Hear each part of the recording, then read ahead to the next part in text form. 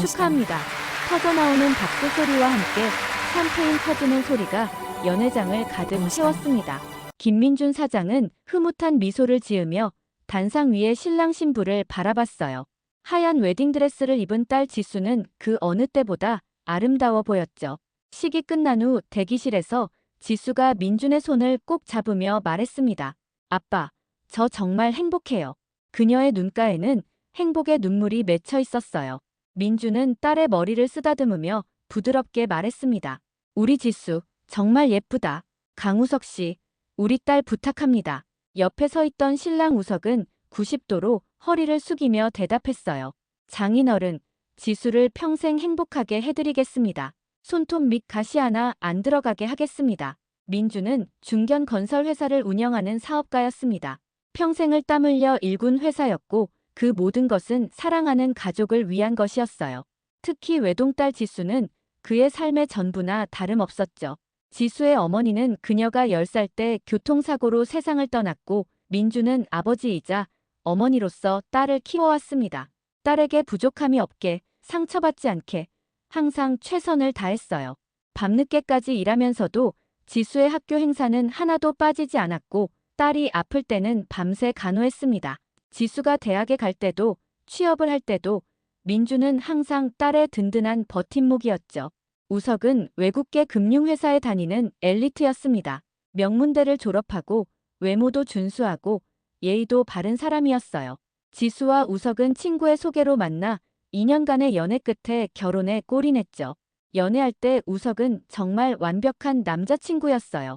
기념일마다 꽃을 선물했고 지수가 힘들 때면 밤늦게까지 전화로 위로해줬습니다. 지수의 친구들도 모두 부러워할 정도였죠. 민준도 처음엔 의심 없이 우석을 믿었습니다. 하지만 사업가로 오랜 세월을 살아온 민준은 조심스러웠어요. 사장님, 강우석 씨 백그라운드 체크 완료했습니다. 깨끗합니다. 결혼 전 민준은 비서에게 우석의 신원조사를 의뢰했었습니다. 사업가로 살아오며 너무나 많은 사람들의 이중적인 모습을 봐왔기에 딸의 평생 반려자는 신중하게 확인하고 싶었죠. 조사 결과는 완벽했습니다. 범죄 기록 없고 빚도 없고 전 여자친구들과의 관계도 원만하게 정리된 상태였어요. 회사에서의 평판도 좋았고 학창시절 성적도 우수했습니다. 민준은 안도했죠. 우리 딸이 좋은 사람 만났구나. 결혼 후 6개월, 지수는 매주 일요일 아버지를 찾아왔습니다. 아빠, 이거 우석이가 골라준 거예요. 아빠 좋아하실 것 같다고. 지수는 고급 와인 한 병을 내밀었어요. 민준은 딸의 얼굴을 유심히 살폈습니다. 화장을 조금 더 진하게 한 것 같았지만 표정은 밝았어요. 우석이가 잘해주나 보네. 네, 정말 잘해줘요. 아빠, 저 행복해요. 지수는 웃으며 대답했습니다. 민준은 딸과 함께 차를 마시며 근황을 물었어요. 우석이는 회사 일은 어때? 잘 되고 있어? 네, 요즘 프로젝트가 잘 되고 있대요. 승진도 곧 할 것 같다고 하더라고요. 그때만 해도 민준은 딸의 말을 믿었습니다. 아니, 믿고 싶었어요. 딸이 행복하다면 그것으로 충분했으니까요. 결혼 생활이 완벽할 순 없지만 지수가 웃고 있다면 괜찮다고 생각했습니다. 하지만 그 행복은 가면 뒤에 숨겨진 공포였다는 것을 그때는 몰랐습니다. 지수가 화장으로 가린 작은 멍을, 떨리는 손을, 불안한 눈빛을 민준은 알아채지 못했어요. 아니, 알아채고 싶지 않았던 건지도 모릅니다. 딸이 불행하다는 걸 인정하고 싶지 않았던 거죠. 결혼 1년이 지난 어느 가을날 민준은 회사 일로 늦게까지 일하다가 우연히 지수에게 전화를 걸었습니다. 밤 10시였어요. 여보세요? 아빠. 지수의 목소리가 떨리고 있었습니다. 민준은 이상한 느낌을 받았어요. 지수야, 나야. 괜찮아. 목소리가 이상한데. 아, 아니에요. 감기 기운이 있어서 그래요. 지수의 대답은 너무 빨랐습니다.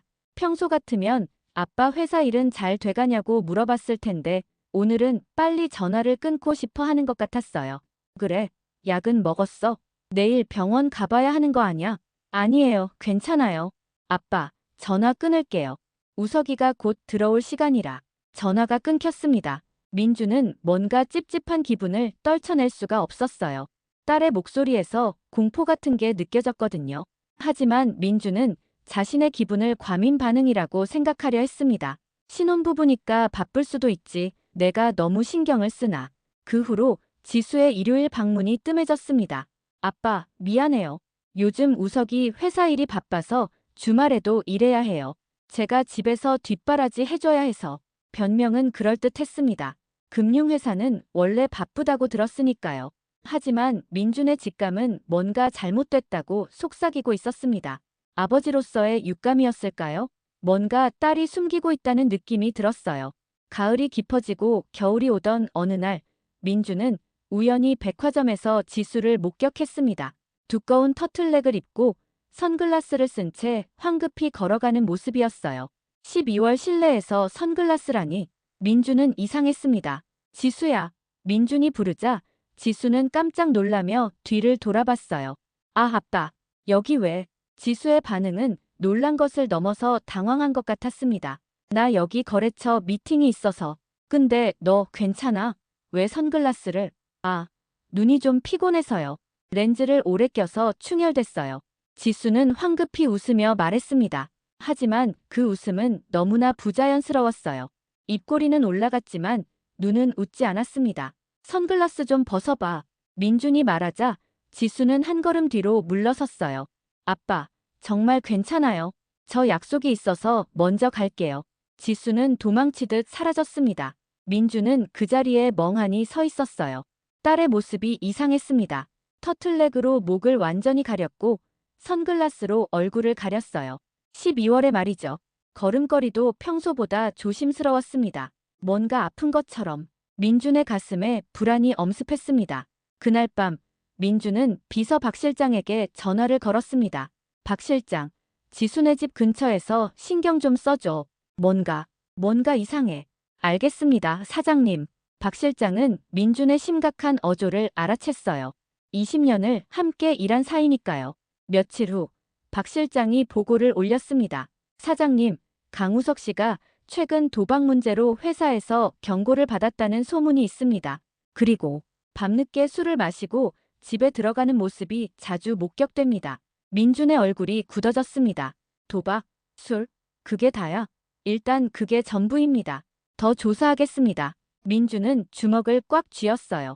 불안이 확신으로 바뀌어가고 있었습니다. 민준은 직접 확인하기로 마음먹었습니다. 그날 저녁, 그는 지수네 아파트 근처에 차를 세웠어요. 밤 10시, 아파트 입구를 지켜봤습니다.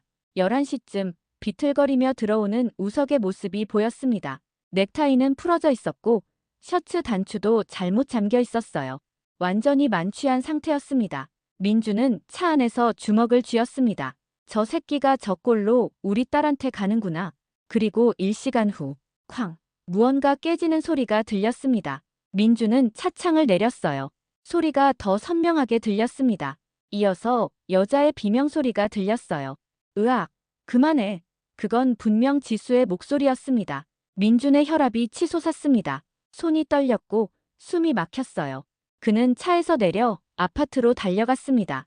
계단을 뛰어 올라가는 내내 가슴이 터질 것 같았습니다. 민주는 초인종을 연타했습니다.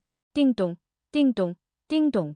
손가락이 아플 정도로 세게 눌렀어요. 안에서는 갑자기 조용해졌습니다.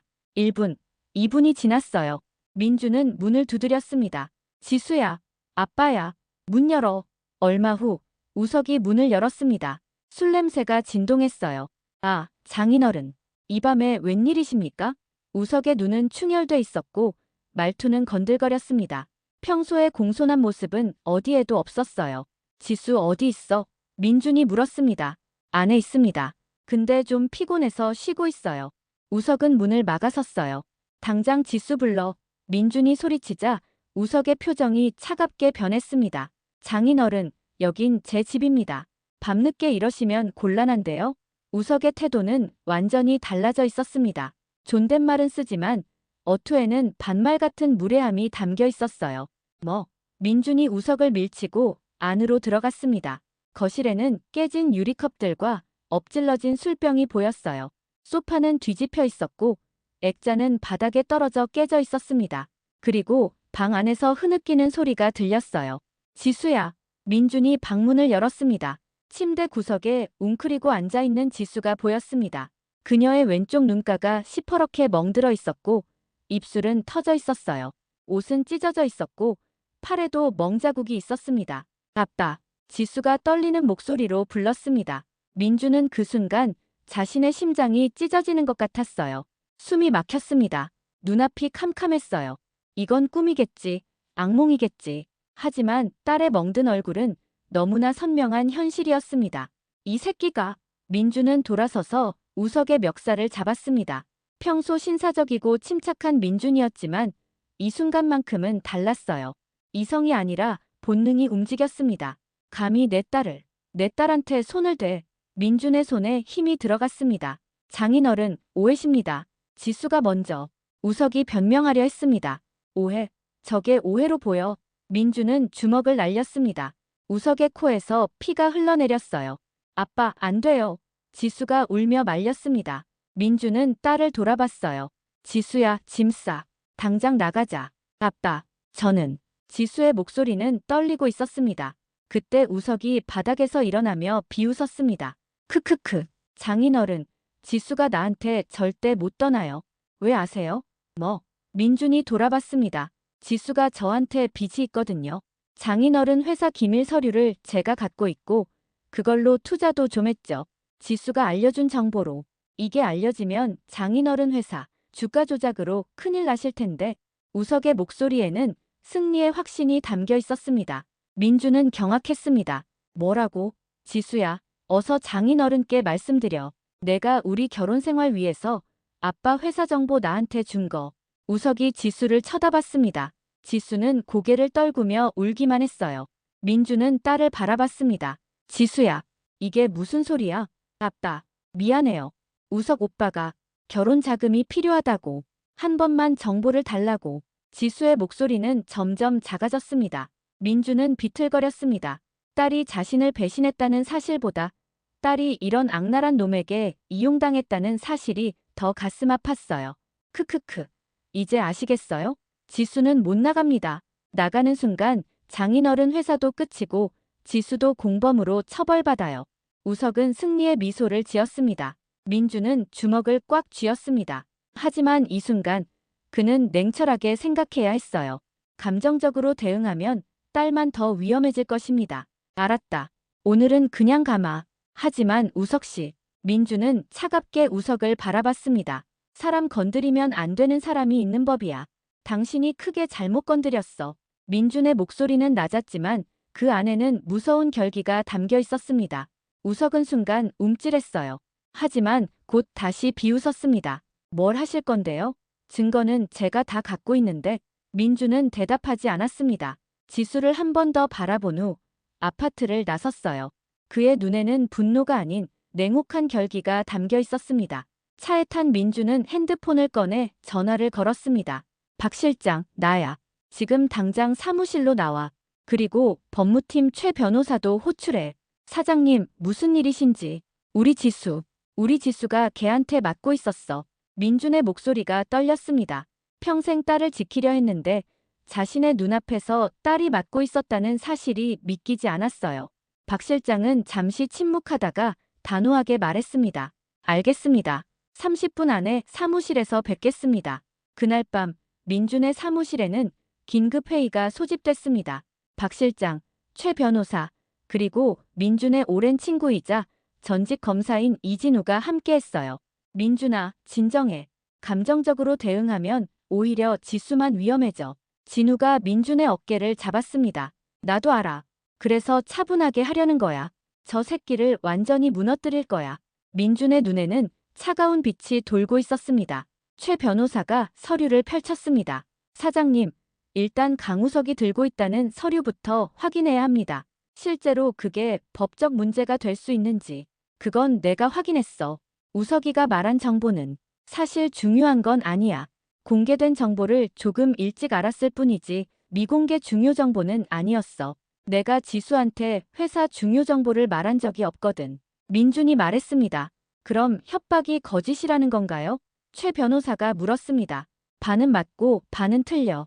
법적으로는 문제될 게 없지만 언론에 나가면 오해받을 여지는 있어. 그걸 우석이가 악용하는 거지. 민주는 상황을 정확히 파악하고 있었어요. 사업가로 살아온 경험이 빛을 발했습니다.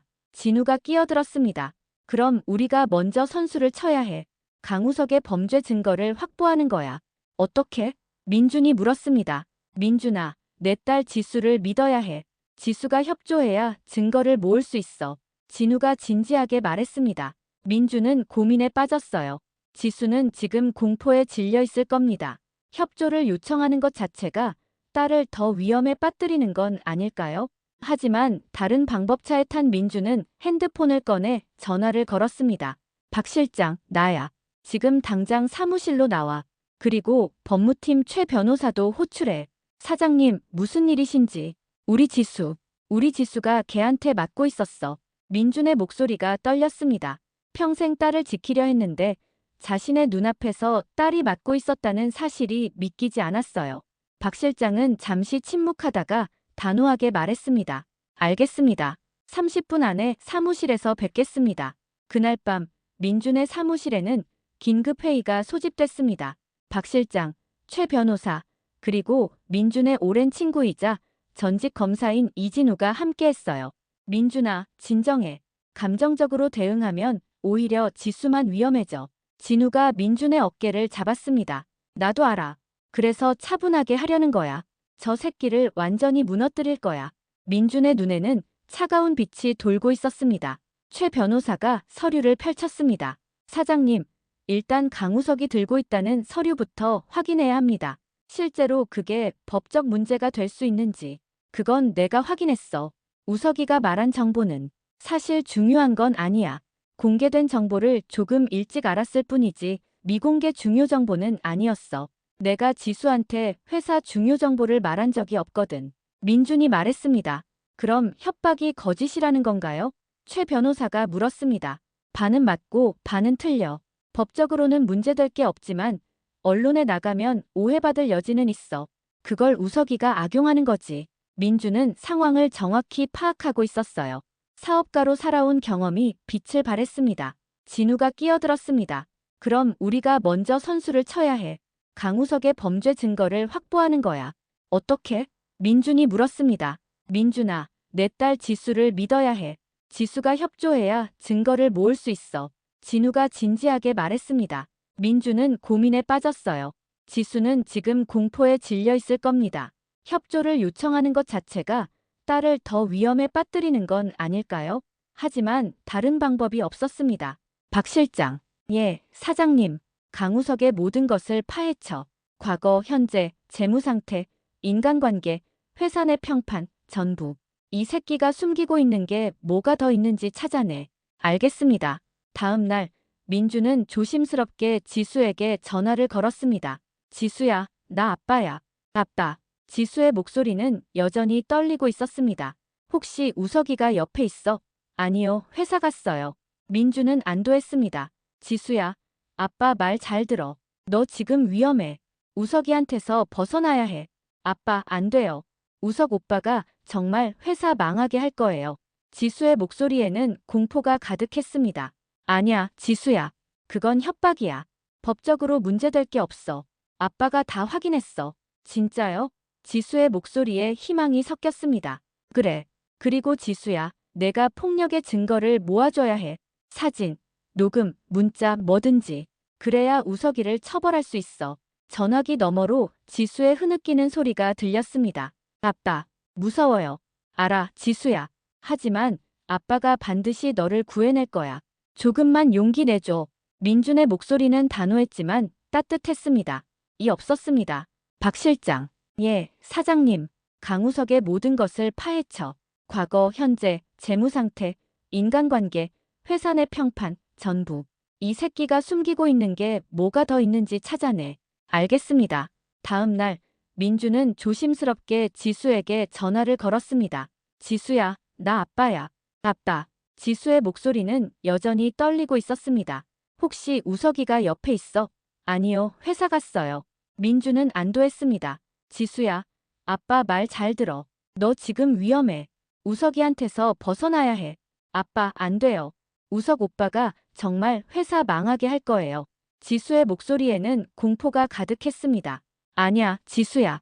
그건 협박이야. 법적으로 문제될 게 없어. 아빠가 다 확인했어. 진짜요? 지수의 목소리에 희망이 섞였습니다. 그래.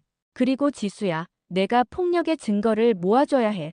사진, 녹음, 문자, 뭐든지. 그래야 우석이를 처벌할 수 있어. 전화기 너머로 지수의 흐느끼는 소리가 들렸습니다. 아빠, 무서워요. 알아, 지수야.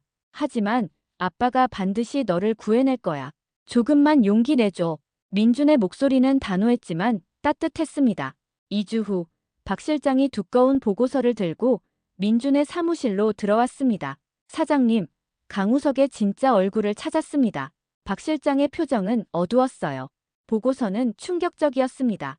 강우석은 대학 시절부터 도박 중독이 있었습니다. 처음에는 친구들과 가볍게 포커를 치는 정도였는데 점점 심해져서 온라인 도박에 손을 댔어요. 졸업 후에도 불법 도박 사이트에 접속해 거액을 잃었습니다. 4천만 원의 빚을 졌고 이를 갚기 위해 지수와의 결혼을 이용한 것이었어요. 민준의 손이 떨렸습니다. 그래서 우리 딸이 이용당한 거야.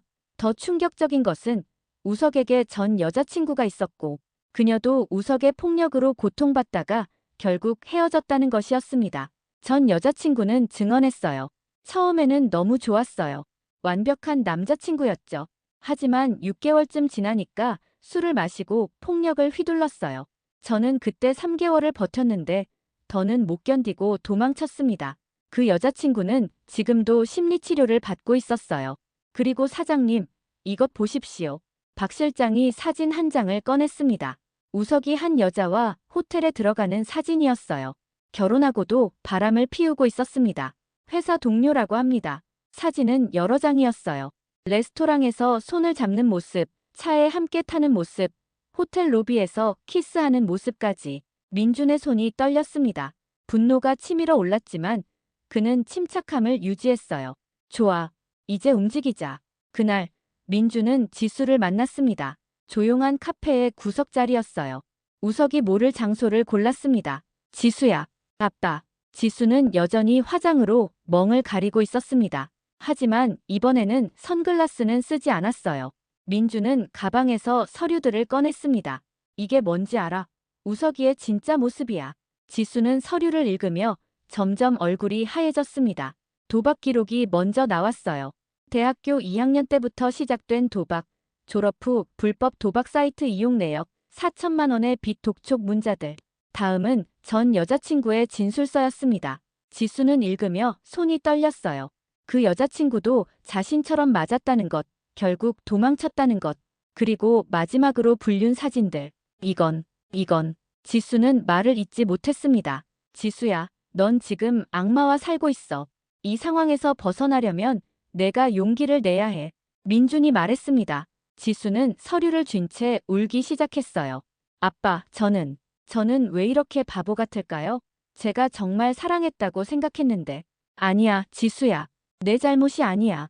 우석이가 너무 악랄한 거지. 민준은 딸을 안아주었습니다. 지수는 아버지 품에서 한참을 울었어요. 얼마나 울었을까? 지수는 조용히 말했습니다. 아빠, 제가 증거 모을게요. 제가 직접 끝낼게요. 민준은 딸의 눈을 똑바로 바라봤습니다. 그 눈에는 더 이상 공포가 아닌 결연한 의지가 담겨 있었어요. 지수야, 위험하면 언제든 연락해. 아빠가 바로 달려갈게. 네, 아빠. 지수는 고개를 끄덕였습니다. 그날부터 지수는 조심스럽게 증거를 모으기 시작했어요. 우석이 술 마시고 폭력을 휘두를 때마다 핸드폰을 침대 밑에 숨겨놓고 녹음을 했습니다. 이 녹음기가 제발 작동하기를. 멍든 몸을 병원에 가서 진단서를 받았어요. 협박 문자는 모두 캡처했습니다. 하루하루가 전쟁이었습니다. 3주 후 지수는 충분한 증거를 확보했습니다. 녹음 파일 15개, 진단서 7장, 협박 문자 50여 개, 그리고 자신이 직접 쓴 폭력 일지. 민주는 최 변호사와 함께 경찰서를 찾았어요. 고소장을 접수하겠습니다. 강우석을 가정폭력, 상해, 협박, 그리고 사기 혐의로 경찰이 움직였습니다. 증거는 명확했어요. 녹음 파일에는 우석이 지수를 때리는 소리와 욕설이 생생하게 담겨 있었습니다. 진단서에는 다발성 타박상, 안면 좌상, 늑골, 골절 등이 기록돼 있었죠. 문자 메시지에는 내가 나가면 너희 아버지 회사 망한다. 경찰 신고하면 너도 공범이야 같은 협박이 가득했습니다. 강우석 씨, 체포하겠습니다. 우석은 회사에서 체포됐습니다. 동료들이 지켜보는 가운데 그는 수갑을 차고 경찰차에 실려갔어요.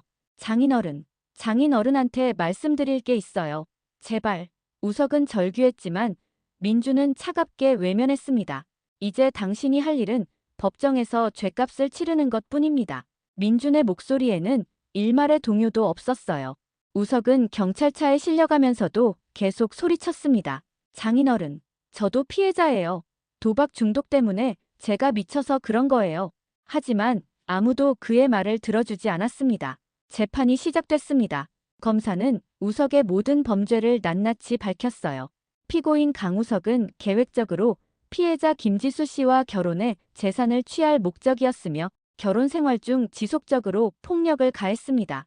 뿐만 아니라 혼외 정사를 저질렀고 피해자를 협박해 이혼을 막았습니다. 검사의 목소리는 단호했습니다. 녹음 파일이 법정에서 재생됐어요. 이 쌍년아, 감히 나한테 말대꾸를 해? 쾅, 으악. 우석의 욕설과 지수의 비명이 법정에 울려 퍼졌습니다. 방청석의 사람들은 고개를 저었습니다. 우석의 변호사는 애써 선처를 호소했습니다. 피고인이 도박 중독으로 인한 정신적 문제가 있었고 술에 취한 상태에서의 일시적 실수였습니다.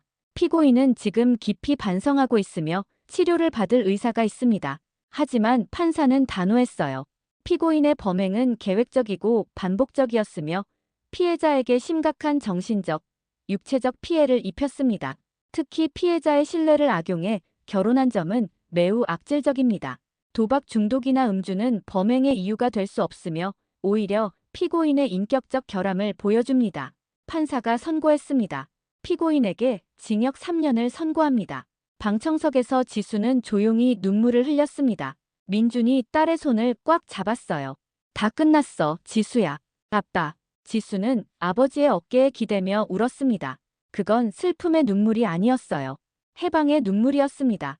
1년 넘게 견뎌온 공포에서 드디어 벗어난 거예요. 우석은 법정에서 끌려나가면서도 소리쳤습니다. 지수야, 미안해.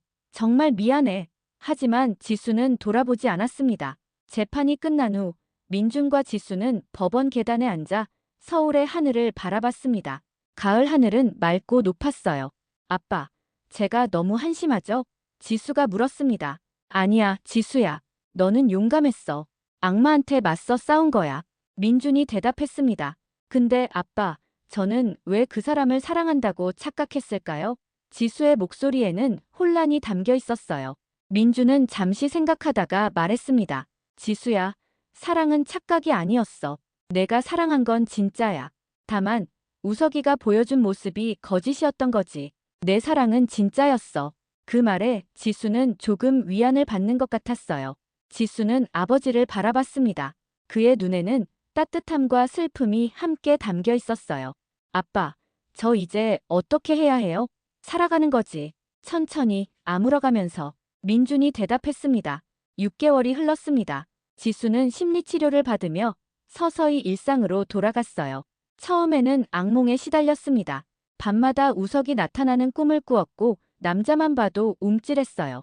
엘리베이터에서 남자와 같이 타는 것도 두려웠습니다. 하지만 시간이 약이었어요. 매주 상담을 받으면서 조금씩 나아갔습니다. 선생님, 저 오늘은 악몽 안 꿨어요. 그래요? 잘했어요, 지수씨. 천천히 가는 거예요. 상담사의 격려가 큰 힘이 됐습니다. 민주는 매일 아침 지수에게 전화를 걸었습니다. 지수야, 아침은 먹었어? 네, 아빠. 오늘은 샐러드 먹었어요. 그래, 우리 딸. 오늘 상담 선생님 만나는 날이지? 네, 오후 3시예요. 민주는 딸이 조금씩 회복되는 모습을 보며 안도했어요. 하지만 그의 마음 한편에는 여전히 죄책감이 남아 있었습니다. 내가 더 일찍 알아챘더라면, 내가 더 주의 깊게 봤더라면, 이런 생각이 밤마다 그를 괴롭혔어요. 어느 날 지수가 아버지의 사무실을 찾아왔습니다. 아빠, 저 새로운 일을 시작하려고요. 응, 무슨 일? 민주는 놀랐습니다. 가정폭력 피해자들을 돕는 단체에서 자원봉사를 하고 싶어요. 지수의 눈에는 결연한 빛이 담겨 있었어요. 민주는 더 놀랐습니다. 지수야, 내가 그럴 필요 없어. 아직 상처도 아물지 않았는데. 아니에요, 아빠. 제가 이 경험을 겪은 이유가 있다고 생각해요. 저처럼 고통받는 사람들에게 희망을 주고 싶어요. 제가 나올 수 있었던 것처럼 다른 사람들도 나올 수 있다고 말해주고 싶어요. 민주는 딸을 바라봤습니다. 1년 전만 해도 무너져 있던 딸이 이제는 다른 사람을 돕겠다고 말하고 있었어요.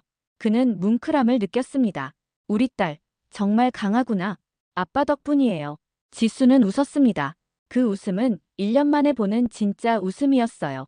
민주는 눈시울이 붉어졌습니다. 아니야, 지수야. 내 힘이야.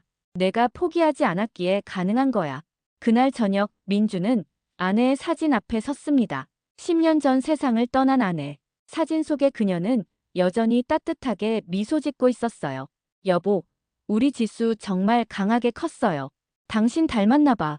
이제 괜찮을 것 같아요. 조금 늦었지만 아빠로서 제 역할을 했습니다. 민주는 조용히 눈물을 닦았습니다. 당신이 보고 싶어요. 당신이라면 이 상황에서 뭐라고 했을까요? 아마 지수를 안아주고 괜찮다고 말해줬겠죠. 한편 교도소의 우석은 매일 후회하며 지냈습니다. 그는 편지를 썼어요. 장인어른께 제가 정말 잘못했습니다. 제 탐욕과 중독이 모든 것을 망쳤습니다. 지수에게 죽을 죄를 지었습니다. 제가 여기서 속죄하며 다시는 그런 인간이 되지 않겠습니다. 도박 치료도 받고 있고 분노 조절 상담도 받고 있습니다. 언젠가 지수에게 진심으로 사과할 기회를 주십시오. 하지만 민주는 그 편지를 읽지 않고 찢어버렸습니다. 용서는 피해자가 주는 것이지 가해자가 구걸하는 것이 아니었어요. 1년 후 지수는 가정폭력 피해자 지원단체의 정식 상담원이 됐습니다. 그녀는 자신의 경험을 바탕으로 많은 피해자들에게 희망을 주었어요. 지수 선생님, 제가 정말 나갈 수 있을까요? 상담실에서 한 여성이 떨리는 목소리로 물었습니다. 그녀의 얼굴에도 멍이 있었어요. 물론이에요. 저도 나왔잖아요. 혼자가 아니에요. 저희가 함께 있어요. 지수는 그녀의 손을 꼭 잡았습니다. 여성은 울기 시작했어요. 고마워요. 정말 고마워요. 지수는 매일 이런 사람들을 만났습니다. 남편한테 맞는 아내, 남자친구한테 학대당하는 여성, 시댁 식구들한테 괴롭힘 당하는 며느리. 그들 모두에게 지수는 희망이었어요. 저도 당했어요. 1년 넘게 맞고 살았어요. 하지만 지금은 여기 있잖아요. 여러분도 할 수 있어요. 지수의 말에는 진정성이 있었습니다. 그녀가 직접 겪었기 때문이었죠. 민주는 사무실에서 딸의 활동 사진을 보며 흐뭇하게 미소 지었습니다. 신문에 지수의 인터뷰가 실렸어요. 가정폭력은 피해자의 잘못이 아닙니다. 그리고 절대 혼자가 아닙니다. 도움을 요청하세요. 용기를 내세요. 저처럼 새로운 삶을 시작할 수 있습니다. 주변에 폭력 피해자가 있다면 외면하지 마세요. 그들에게 손을 내밀어 주세요. 작은 관심이 한 사람의 생명을 구할 수 있습니다. 민주는 신문을 접으며 생각했습니다. 복수는 감정이 아니라 정의여야 한다. 그리고 진짜 복수는 가해자를 처벌하는 것뿐만 아니라 피해자가 다시 일어서는 것이다. 지수가 다시 웃을 수 있게 된 것, 다른 사람을 도울 수 있게 된 것, 그게 진짜 승리였어요. 어느 일요일, 지수가 아버지를 찾아왔습니다.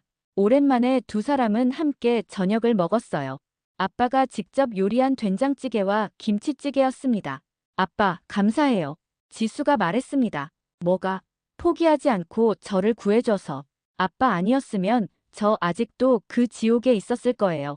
민주는 딸의 손을 잡았습니다. 지수야, 아빠는 내가 태어난 순간부터 너를 지키기로 다짐했어. 그게 아빠의 의무이자 기쁨이야. 아빠. 그리고 지수야, 너는 피해자로 남지 않았어. 생존자가 됐고, 이제는 다른 사람을 돕는 희망이 됐어. 아빠가 진짜 자랑스러워. 민준의 목소리에는 진심이 담겨 있었습니다. 지수는 눈물을 흘렸어요. 하지만 이번에는 슬픔의 눈물이 아니라 감사와 희망의 눈물이었습니다. 저녁 식사를 마치고 두 사람은 한강을 걸었습니다. 석양이 강물을 황금빛으로 물들이고 있었어요. 아빠, 저 이제 정말 괜찮아요. 새로운 사랑도 할 수 있을 것 같아요. 언젠가는. 지수가 말했습니다. 그래, 천천히 해.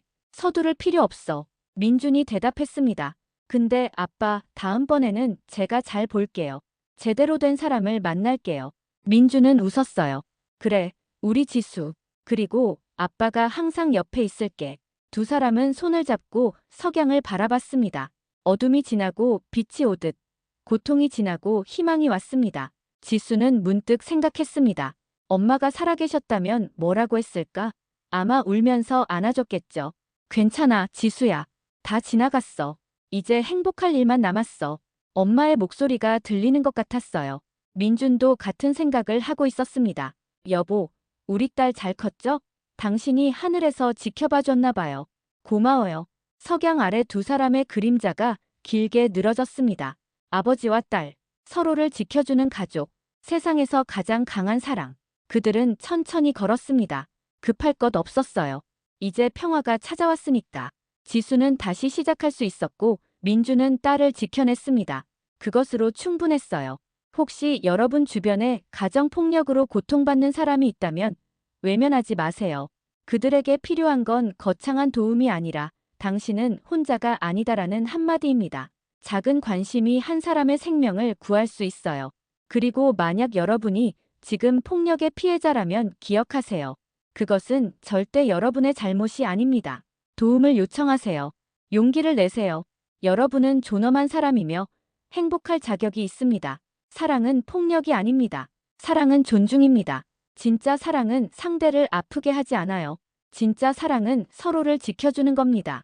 대한민국 가정폭력 상담 전화는 1366입니다. 24시간 운영되고 있어요. 혼자 고민하지 마세요. 전화 한 통이면 됩니다. 여러분의 용기가 여러분의 인생을 바꿀 수 있어요. 지수처럼 여러분도 다시 웃을 수 있습니다. 다시 사랑할 수 있고 다시 행복해질 수 있어요. 포기하지 마세요. 이 이야기가 누군가에게 용기가 되기를, 그리고 모든 가정에 진정한 사랑과 평화가 깃들기를 바랍니다. 오늘도 고통 속에서 버티고 있는 모든 분들에게 희망을 전합니다. 여러분은 혼자가 아닙니다. 반드시 밝은 날이 올 겁니다. 용기를 내세요.